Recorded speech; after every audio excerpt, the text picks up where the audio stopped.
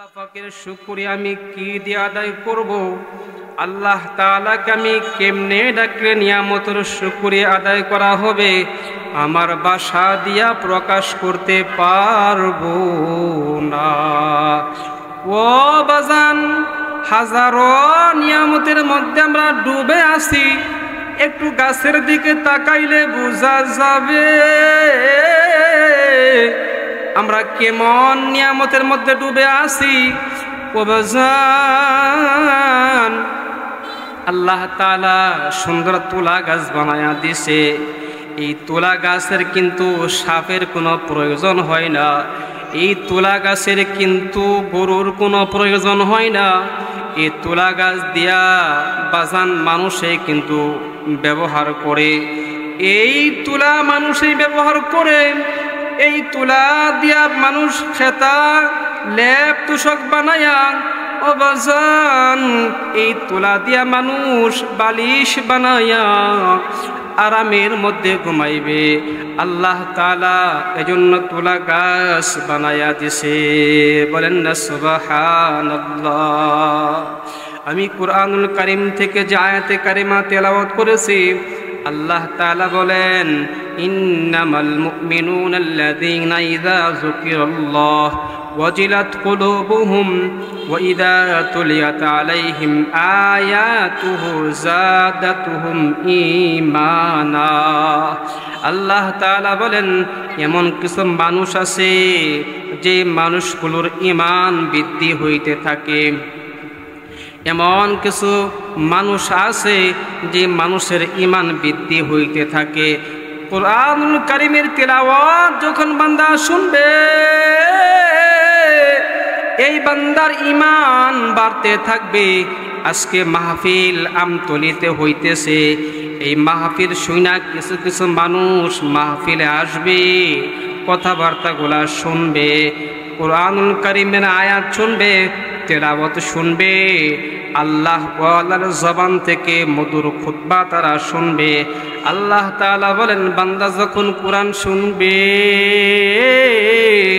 আল্লাহ তাআলা ওই বান্দার ঈমান বাড়াইতে থাকবে। বলেন সুবহানাল্লাহ।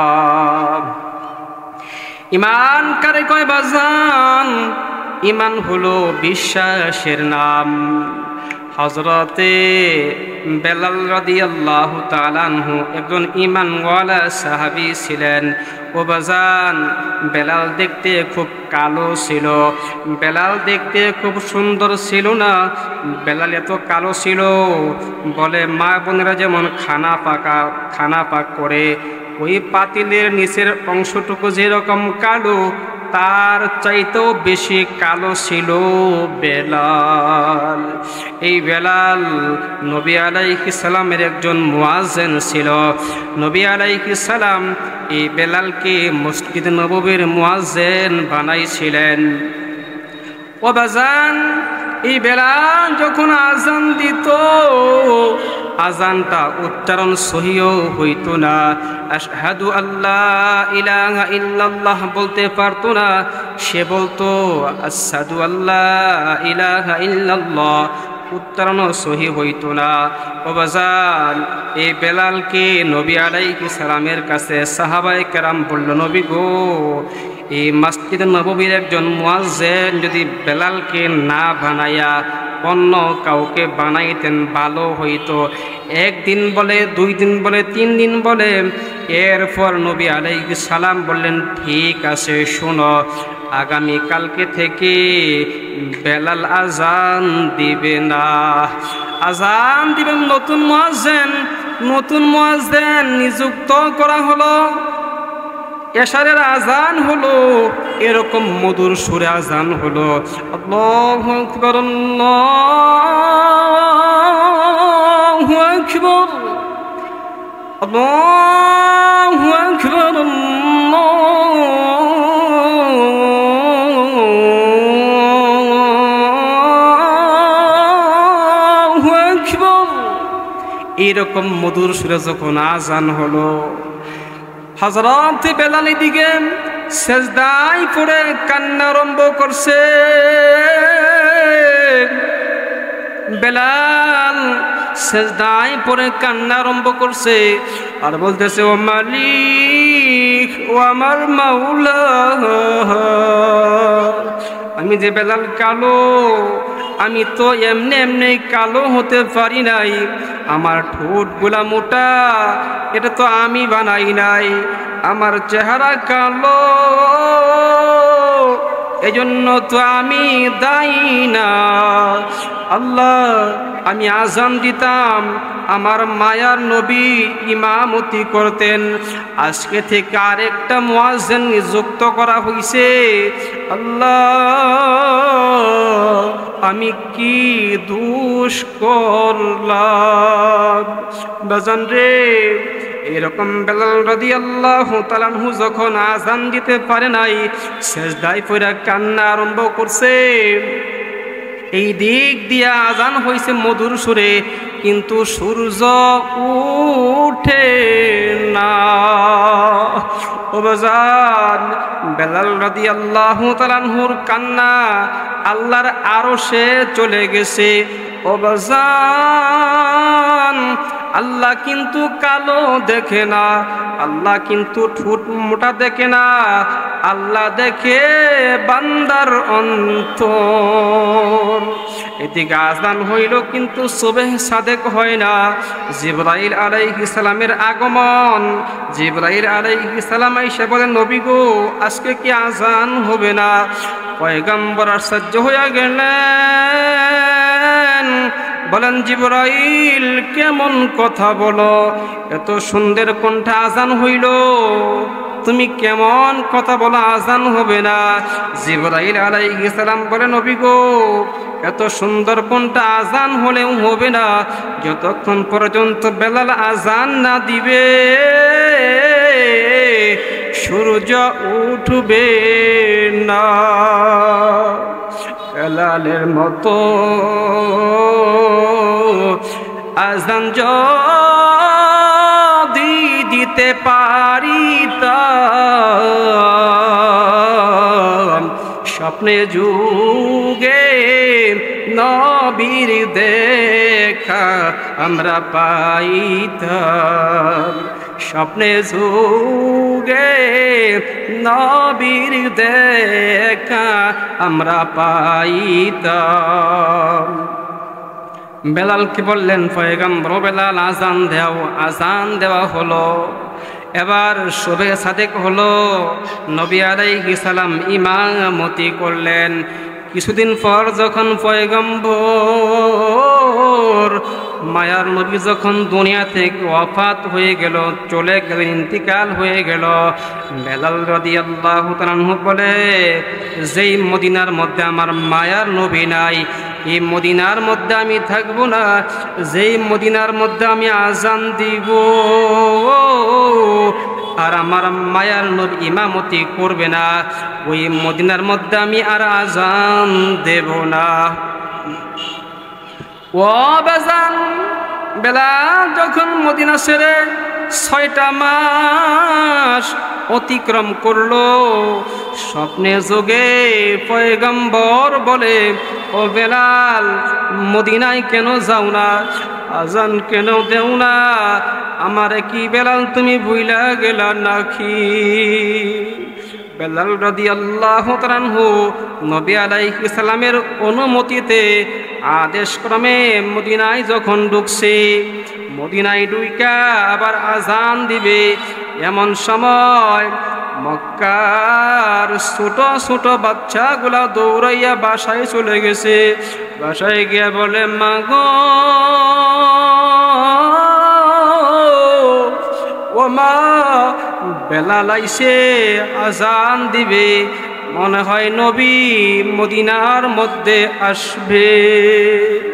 এই বাচ্চাগুলা দৌড়াইয়া মায়ের কাছে গিয়া বলে, মা গো, বেলাল আইছে, আজান দিবে, নবী মনে হয় ইমামতি করবে।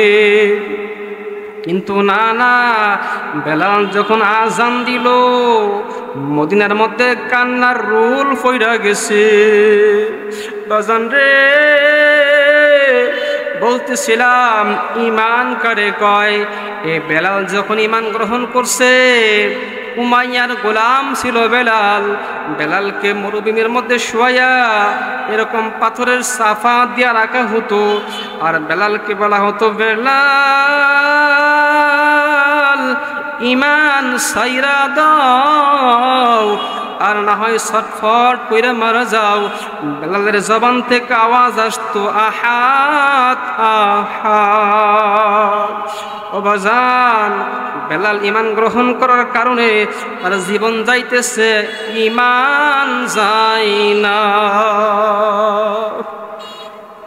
আল্লাহ তাআলা বলেন, ইন্নামাল মুমিনুনা আল্লাযীনা ইযা যুকিরাল্লাহ ওয়াজিলাত কুলুবুহুম ওয়া ইযা তুলিয়াত আলাইহিম আয়াতুহু যাদাতুহু ঈমানা। বান্দা যখন কুরআনুল কারীমের কথা শুনবে, আল্লাহ তাআলা বলেন, আমি আল্লাহ তার ঈমান বাড়াইতে থাকি। বলে বান্দা যখন কুরআন শুনবে, জিকির করবে, বান্দার ঈমান বৃদ্ধি হইতে থাকবে। আমি কার কথা সংক্ষিপ্তে বলবো? বাজান, আইয়ুব আলাইহিস সালাম একজন জবরদস্ত নবী ছিলেন। এত ঈমান তার ছিল, বলে আল্লাহ তাআলা তাকে ঈমান পরীক্ষার মধ্যে ফালাইলো। আইয়ুব আলাইহিস সালামকে তার পুরা শরীরের মধ্যে আল্লাহ তাআলা পোকা দিয়া দিলেন। পায়ের মধ্যে ফুকা, হাতের মধ্যে ফুকা, শরীরের মধ্যে ফুকা। কিট কিট কিট কিট করে যখন আইয়ুব আলাইহিস সালামকে কামড়াইতো, আর আইয়ুব আলাইহিস সালামের জবান দিয়া বের হতো, লা ইলাহা ইল্লাল্লাহ, লা ইলাহা ইল্লাল্লাহ। আইয়ুব আলাইহিস সালামের জবান থেকে জিকির বাহির হইতো। ওই যে পোকার কামড় আর জিকিরে থামাইতে পারতো না। আইয়ুব আলাইহিস সালামের জবান থেকে সদা সর্বদা জিকির বের হতো। একদিন যখন আইয়ুব আলাইহিস সালামের জিহ্বার মধ্যে পোকা লেগে গেছে, এমন সময় তার চোখ থেকে জর জর করে পানি বের হয়ে গেছে, আর বলতেছে, মাওলা তোমার নাম আমি জপি, জপতেই মনে চায়। আল্লাহ তাআলাও তো বলছেন, আলা বিযিকরিল্লাহি তাতমাইন্নুল কুলুব। বান্দা যখন জিকির করবে, তার অন্তরটা পরিষ্কার হয়ে যাবে। আইয়ুব আলাইহিস সালাম বলল, আল্লাহ আমি তোমার নাম জপতাম, খুব ভালো লাগতো, মজাই পাইতাম, কিন্তু এখন যে জিহ্বায় পোকা দিয়া দিলা, তোমার নাম আমি কি দিয়া জপবো? আইয়ুব আলাইহিস সালামের চোখ দিয়া যখন দর দর করে পানি বের হয়ে গেছে, আল্লাহ তাআলা তার পরীক্ষা উত্তীর্ণ করছেন। এবার আইয়ুব আলাইহিস সালামকে আল্লাহ তাআলা ধীরে ধীরে সুস্থতা দান করছেন। বলেন সুবহানাল্লাহ। মাওলার নাম জপিবা কবে, সময় গেলে। নাম জপেছিলেন আইয়ুব নবী,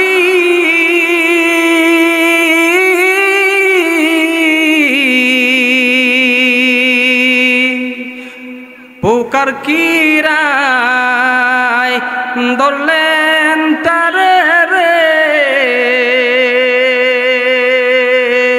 ওরে পোকার কামড় খাইয়াও নবী। মাওলার নাম ডাকা ভুলে নাই রে, সময় গেলে। মাওলার নাম জপিবা কবে, সময় গেলে। নাম ডেকেছিলেন মুসা কালীম,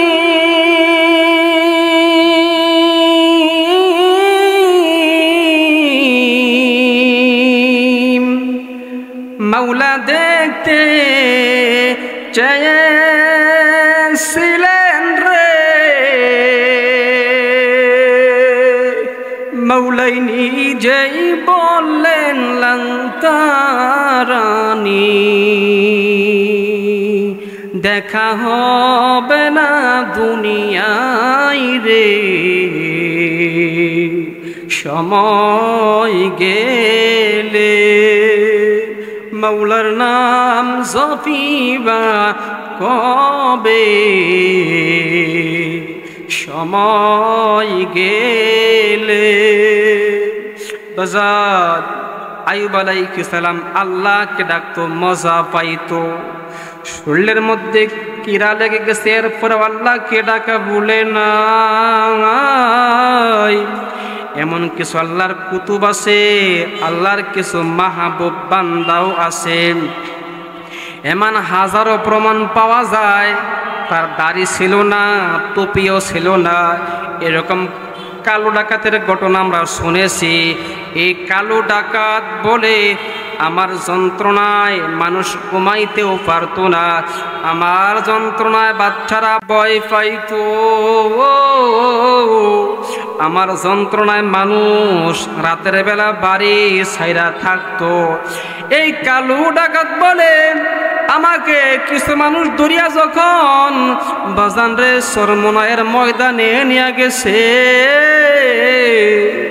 আমার লম্বা লম্বা মুছ, আমার চুলগুলো এলোমেলো কুকরা কুকরা চুল, আমার চোখ দুইটা বড় বড়, আমাকে যখন ময়দানে নিয়ে গেছে, চরমনের মাঠে নিয়ে গেছে, ওই মাঠের মানুষেরা বলে ডাকাত কেন মাঠে? ও বাজান, আমি যখন চরমনের ময়দানে গেলাম, যাওয়ার পরে শায়েখ যখন প্রথম বয়ান করছেন, আমার ভিতরে একটা জ্বালা যন্ত্রণা শুরু হয়েছে। আবার যখন পরের দিন বয়ান শুনছি, এই কালো ডাকাত বলে আমার ভিতরে মরিচের মধ্যে যন্ত্রণা শুরু হয়ে গেছে। তৃতীয় দিন যখন বয়ান শুনছি, আমি আর ঠিক থাকতে পারি না। মাওলাকে ডেকে ডেকে বলতাম, ওরে আমার মাওলা রে,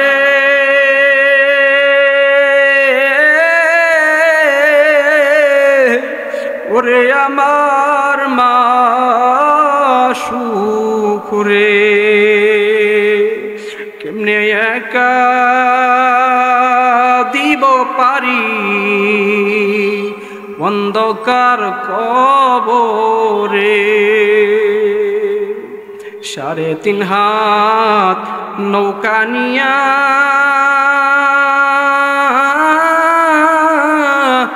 যাইতে হবে পারি দিয়া, মাঝিমালা থাকবে না মোর সঙ্গে রে, ওরে আমার মাওলা রে,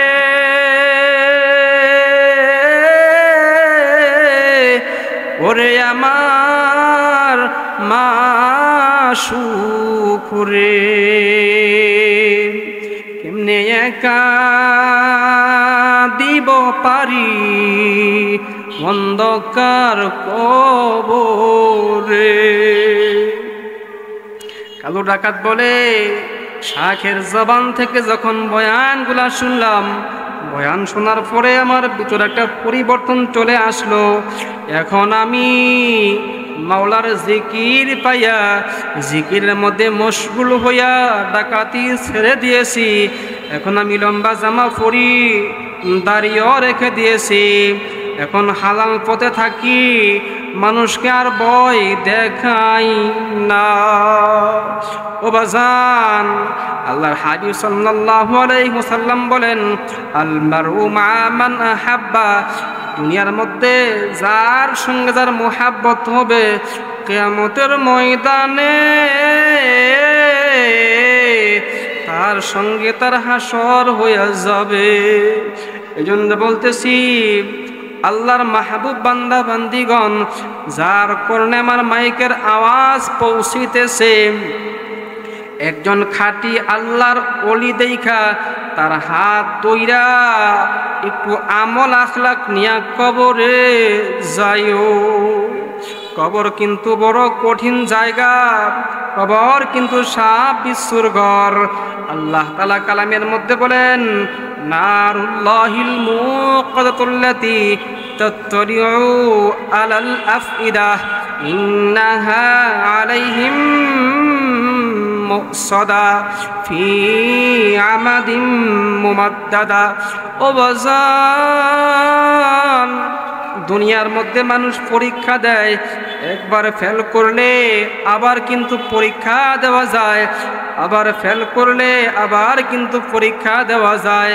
কিন্তু কবর এমন একটা জায়গা, ওই কবরের মধ্যে একবার ফেল করলে আর কিন্তু পরীক্ষা দেওয়ার সুযোগ নাই। বাজান, বেনামাজির কবরের মধ্যে একটা না দুইটা না 99টা সাপ আসিয়া বরিয়া যায়। হাদিসের মধ্যে রাসূল আরবি সাল্লাল্লাহু আলাইহি ওয়াসাল্লাম বলেন, আল কবরু রাউদাতুম মির রিয়াদিল জান্নাহ আও হুফারাতুম মিন হুফারিন নার। ও বাজান, নাফরমানের কবরের মধ্যে, কোন মানুষের কবরের মধ্যে জাহান্নামের আগুন এসে ভরে যায়, আবার কোন মানুষের কবর জান্নাতের বাগান হয়ে যায়। এজন্য মা বোনদেরকে বলবো, মা ও বাজান, একটু খেয়াল করে কথাগুলা শুনতে হবে। ওই কবরে যাওয়ার আগেই কিন্তু কবরের সামানা তৈয়ার করতে হবে। কবর একবার ঠইকা বসলে আর কিন্তু জিতার আশা নাই। কার জানি কখন হায়াত ফুরাইয়া যায়। ইতিহাস সাক্ষী দেয়, একটা বড় গায়ক ছিল, যার নাম ছিল ফিরোজ শাইগান। এই ফিরোজ শাহ একটা গান গাইছিল, ওই গানটা কিন্তু ইতিহাসের পাতায় আজও লেখা আছে। গানটা হইল, 1 মিনিটের নাই রে বরষা, সাঙ্গ হবে রং তামাশা। ইতিহাস সাক্ষী দেয়, এই ফিরোজ শাহ যখন স্টেজের মধ্যে গান গাইতেছিল, এই গান গাওয়া অবস্থায় আজরাইল আলাইহিস সালাম তাকে থাবা দিয়া ধরলেন। যখন আজরাইল তাকে ধরলেন, তার জবান থেকে গান বাইর হইতেছিল, আর ওই অবস্থায় তার রুহু আজরাইল আলাইহিস সালাম নিয়ে গেছে। ও বাজান, এজন্য আমি বলবো, কার জানি কখন হায়াত ফুরাইয়া যায়, ওই হায়াতটা ফুরাইয়া যাওয়ার আগে আমার মাওলাকে চিনতে হবে। ওই কবরে কিন্তু বাবার পরিচয় চলবে না, ওই কবরে কিন্তু পীরের পরিচয় চলবে না। ও বাজান, আবু যর গিফারি রাদিয়াল্লাহু তাআলা আনহু নবী আলাইহিস সালামের প্রিয় একজন সাহাবী ছিল। এই আবু যর গিফারি মা ফাতেমা যখন মারা গেলেন, ইন্তেকাল হয়ে গেল বাজান, আবু যর গিফারি রাদিয়াল্লাহু তাআলা আনহু ফাতেমা রাদিয়াল্লাহু তাআলা আনহাকে কবর রাখতেছিল। কবর রাখার সময় কবরের মাটিকে ডাক দিয়া বললেন, ও কবরের মাটি, তুমি কি আজকে জানো তোমার মধ্যে কাকে রাখা হইতেছে? যিনি হলেন হাসান হুসাইনের মা, যিনি হলেন নবী আলাইহিস সালামের কলিজার টুকরা ফাতেমাকে রাখা হইতেছে। সাবধান সাবধান, কবরের মাটি সাবধান হয়ে যাও, ফাতেমার সাথে কিন্তু বেয়াদবি করিও না। ও কবরের মাটি সাবধান হয়ে যাও, হাসান হুসাইনের আম্মার সাথে কিন্তু বেয়াদবি করিও না। কবরের মাটি সাবধান হয়ে যাও। নবী আলাইহিস সালামের কলিজার টুকরার সাথে কিন্তু বেয়াদবি করিও না। ও বাজান, আবু যর গফারি তখন প্রশ্নগুলা করতেছিল, এমন সময় কবর থেকে একটা আওয়াজ ভেসে আসলো, আবু যর গফারি শুনো, আমি ফাতেমাকে চিনি না, হাসান হুসাইনের মাকে চিনি না, আলী কালাম আল্লাহ তাআলা আনহুর স্ত্রীকে চিনি না, আমি চিনি শুধু নেক আমল। বাজান রে, ওই আমল নিয়ে যে কবরে যাইতে পারবে তার জন্য কবরটা জান্নাতের টুকরা হয়ে যাবে। আমল ছাড়া কিন্তু কবরে শান্তি পাওয়া যাবে না।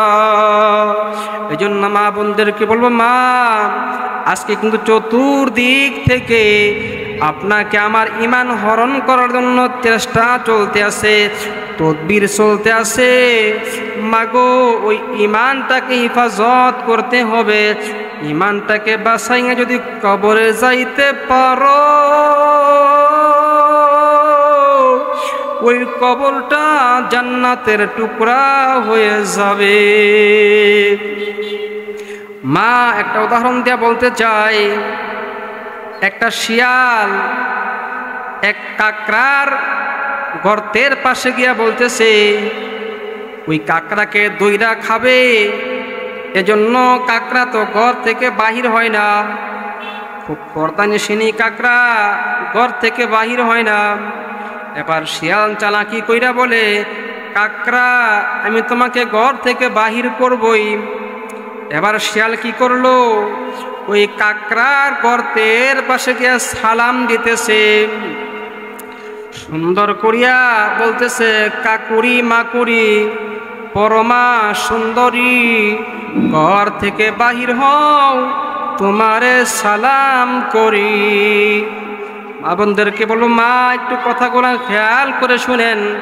এই শিয়ালটা কাকড়াকে ঘর থেকে বাহির করার জন্য বলতেছে, কাকুরি মাকুরি পরমা সুন্দরী, ঘর থেকে বাহির হও, তোমাকে সালাম করি।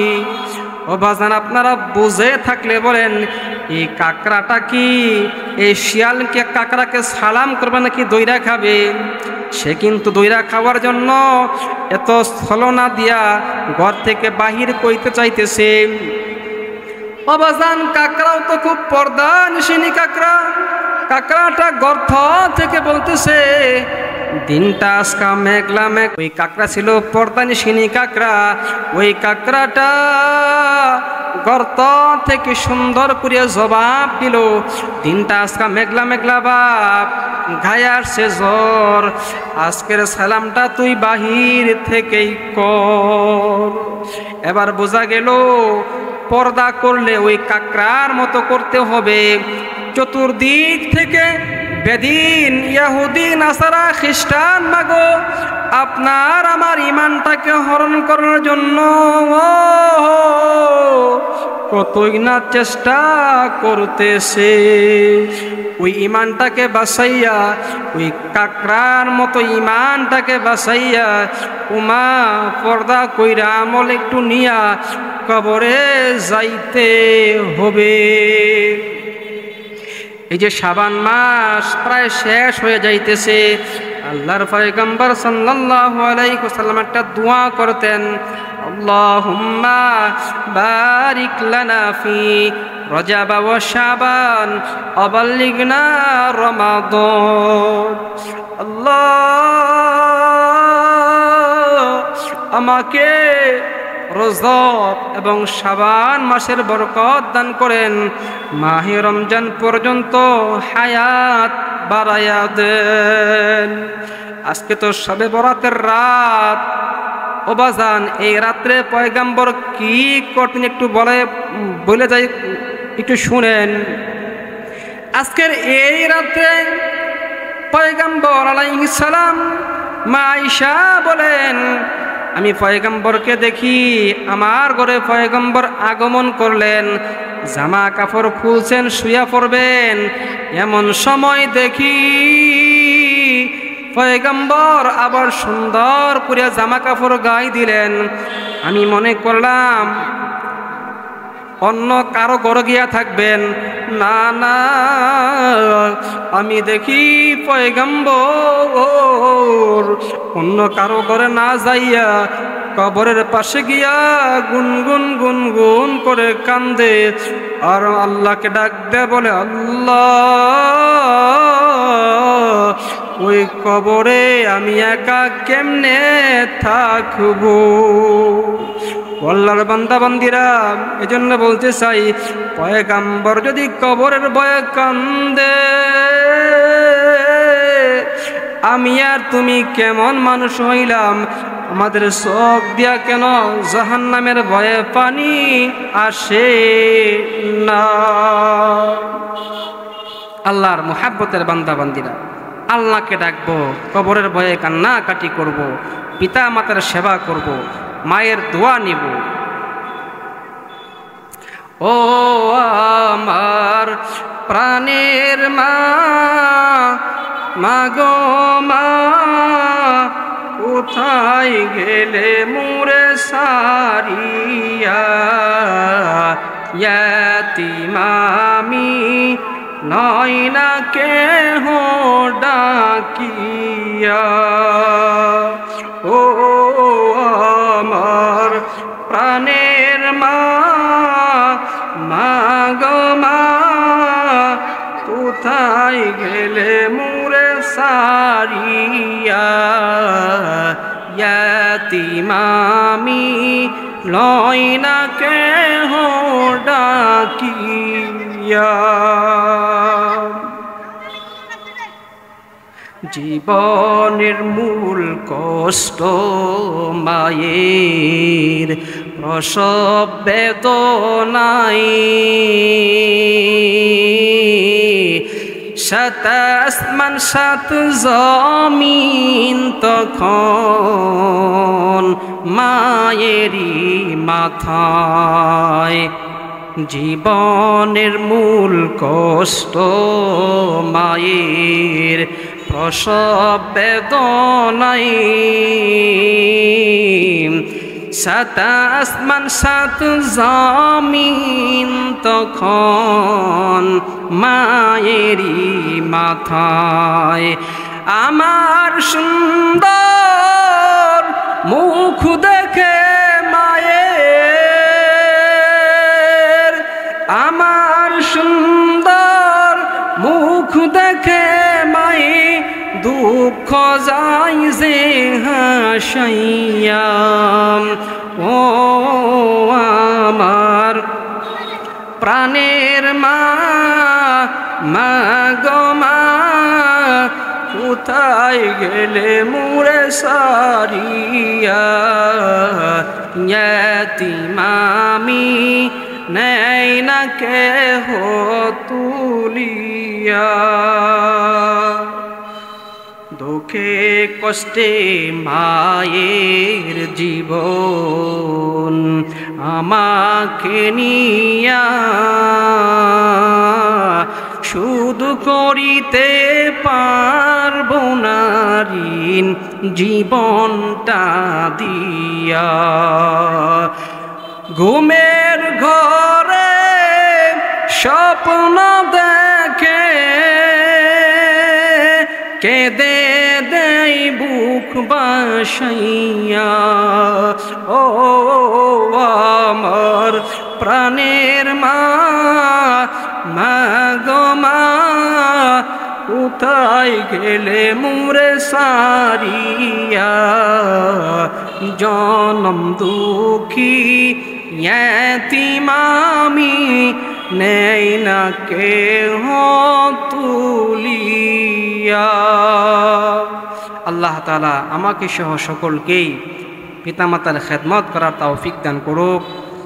আল্লাহুম্মা আমিন। আসসালামু আলাইকুম ওয়া রাহমাতুল্লাহ।